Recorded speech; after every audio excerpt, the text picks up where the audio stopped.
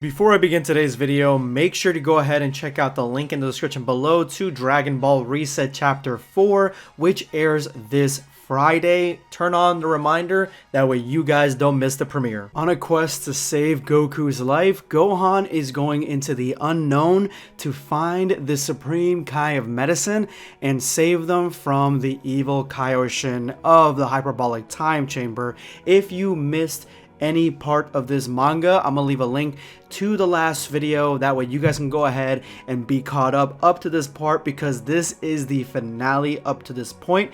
So let's go ahead and jump into the new chapter and see exactly what Gohan has to go through to get the medicine for Goku. Let's jump in. The doors open to the Hyperbolic Time Chamber, and characters that we've never seen in here walk in for the first time, noticing how empty and lonely it is, but at the same time realizing if the door closed, it would turn into 10 times the gravity of Earth, which is far more than most of these Dragon Ball Z characters the Z Squad can handle themselves. Gohan goes on his journey alone as Mr. Popo gives him some supplies that will last him a week. Remember, he only has 15 days, and Bulma also gives him some capsules that include a house, a bike, some clothes, and food for 6 months, just in case. Outdoing Mr. Popo entirely. Chi-Chi sobs into Gohan's hair, not wanting her baby boy to go on a suicide mission,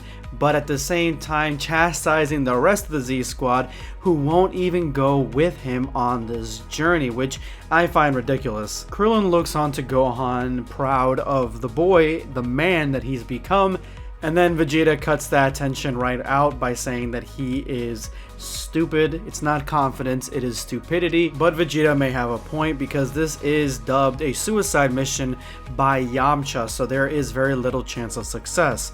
As Gohan steps out a few feet into the Hyperbolic Time Chamber, he stops cold, to everyone's shock. Everyone's surprised. What is going on? What's going on with Gohan?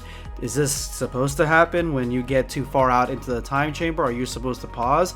And they all realize that something is wrong, because he actually paused mid-walk. Gohan is at his breaking point. His confidence, his bravery has its limits, and now he's realizing the trek that he has to go on alone is almost too much for him to bear. Remember, this is early Dragon Ball Z Gohan. He's not as brave as he eventually becomes, and that's when he feels a hand on his shoulder. Piccolo is there, as he always is, and smiles to him, and I think you know what that means. He's gonna go with Gohan and escort him to go find this doctor, the only one of the Z fighters that actually decided to step up. Gohan asks Piccolo for a change of clothing. He wants the same outfit like his dad, and Piccolo has that special finger, that special clothes finger, so he obliges, giving Gohan, early Z Gohan, an outfit that looks just like Goku, but long sleeve and a turtleneck. At least it looks like a turtleneck, so it looks like Goku, but it looks like it's gonna be like something similar to more like Goten has.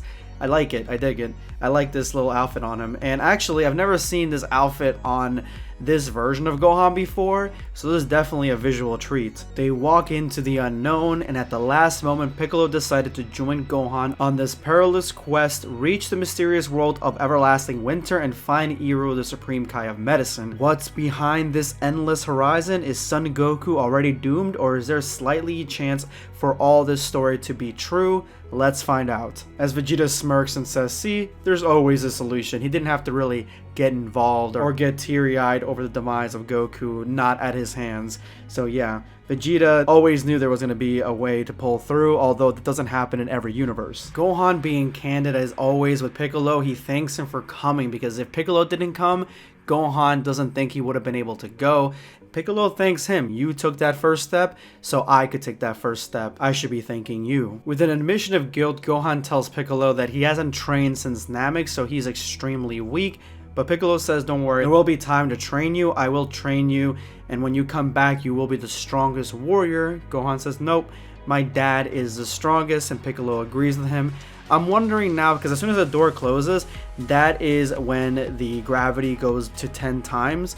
And I don't know if they can do, I mean, maybe Piccolo at this point, but I don't think Gohan can do 10 times gravity unless they just leave the door open the entire time and then the gravity doesn't activate.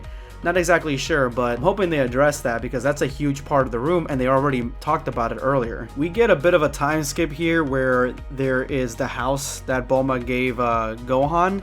But you see that now there is a horizon, there's stars everywhere. It looks quite different than the hyperbolic time chamber that we know, and days have gone by as they push back the horizon trying to get to the boundary of the world. Another day of long travels, and you see that Gohan here is flying while sleeping at the same time. Don't know if I've ever seen that before ever in non-Dragon Ball canon or canon for that matter, but Piccolo says, look, the terrain, it's changing. And you see here at the bottom, the tiles are beginning to float from the floor. So they may be getting to something different. They may be getting to the edge. Gohan, ever the thinker, realizes that the floor is getting dislocated even more and more, almost like it's attracted to, and they reach the end. We now know what is at the end of the hyperbolic time chamber, and it is a black, unescapable hole.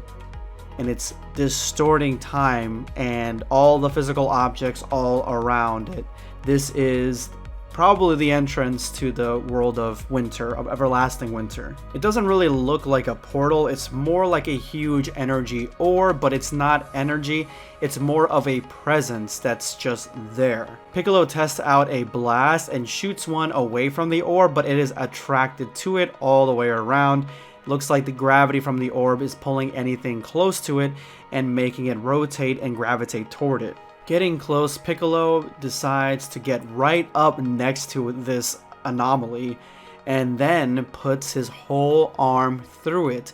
And the longer his arm's in there, the longer he's starting to realize that something is off until he finally has it. He pulls out his hand and it is on fire, and Gohan is worried that Piccolo has been injured in some way, and Piccolo turns back toward Gohan, and to Gohan's surprise, Piccolo launches his arm toward Gohan in a threatening, almost attack pattern way. Piccolo's hand encompasses Gohan's face, grabbing onto the entire thing like a basketball, and then he literally throws Gohan face first into the orb, which I'm hoping that Piccolo didn't turn evil just then or something. I'm hoping that he's trying to help Gohan for his own good.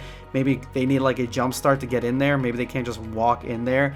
They have to go at a certain speed, so he had to throw Gohan in there. But this just shows how much stronger Piccolo is compared to Gohan and where Gohan's power level is at this point. Releasing Gohan into the orb, he then decides to run in himself, grabbing Gohan's supply bag and getting into the orb face first.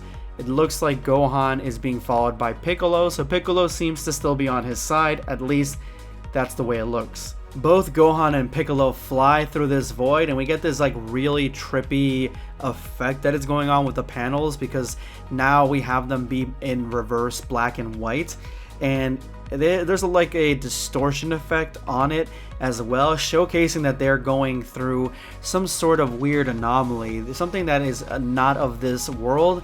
I like the trippy effect, honestly. And as they go further and further into the void, they start to gain control of their trajectory and head toward the light, finally pulling through and finding themselves in a cave. As they continue to fly toward the opening of the cave, you see here that there is a mountain range up ahead, and it looks like they have gotten through the entrance of everlasting winter. But as quickly as they get through the portal, instantaneously something feels their presence from far away, something that is meditating in a cave of their own and looks kind of like the mask that Princess Mononoke has. For whoever knows that anime, it's one of the best ones out there. Look it up, guys, if you haven't seen it yet. But it looks almost exactly like the mask that girl wore, and the person says he has returned. Don't know if he's talking about Gohan or Piccolo, but someone's been there before. And he informs a secret agent right behind him, you know what you have to do. And they agree with pleasure, master. Gohan is visually upset here. He's yelling at Piccolo, "You bastard, what is wrong with you?" And Piccolo basically tells him what I was thinking was the case. You had neither the velocity nor the strength to go through by yourself. That is why Piccolo tested it out himself to make sure it was all good. And now they are at the opening of the land of never-ending winter. Feeling a presence in this land, they decide to go out and greet it. Seeing this mystical land with their own eyes for the first time, it is basically just a land of snowy mountains. Piccolo warns Gohan not to lose his head and to keep focused because this land could possibly be extremely dangerous, but he does feel, at least Piccolo does, that something is wrong, something is off, and maybe he was the one that used to be in this plane, and that is what the entity was talking about. Gohan cuts Piccolo's thinking short by letting him know that the capsules are fried, they are now screwed. They must find a shelter and they must do it quick. As Gohan begins to shiver and shake, this land is extremely freezing, and Gohan, he still hasn't, he's not a warrior yet, so he's basically just like a normal kid, at least with the elements. Piccolo has his first training lesson for him, and that is focus on your vital energy and flow it all through your body. That will protect you from freezing. So that's Gohan's first lesson, focus on this energy while Piccolo finds them a place to rest. I feel like Piccolo is good to come with Gohan because Gohan could not have done this on his own. He wasn't strong enough to get through the portal, he doesn't know about vital energy, and he can't sense like whatever Piccolo is sensing from this world. Gohan would be so out of the loop, it would have been a dead suicide mission for him. With just a few minutes, Gohan gets his vital control in check, and Piccolo is impressed, and it's good enough now so they can both kind of leave the area and go find shelter together. And that is all we have from Dragon Ball Raido as of today, as of right now. When there are more pages to this Dragon Ball fan manga, I will cover them, but until then, make sure you follow Dragon Ball Raido's official Twitter account for any updates, and that way if you guys see them, you can hit me up and I will cover them as long as there's enough for a video, at least 30 pages or more. Let me know in the comments below what you guys think is going to happen next, and if Piccolo was there before, what are your theories for Dragon Ball Raido? This is going to be Blackscape signing off. Take care, guys. Subscribe for more content.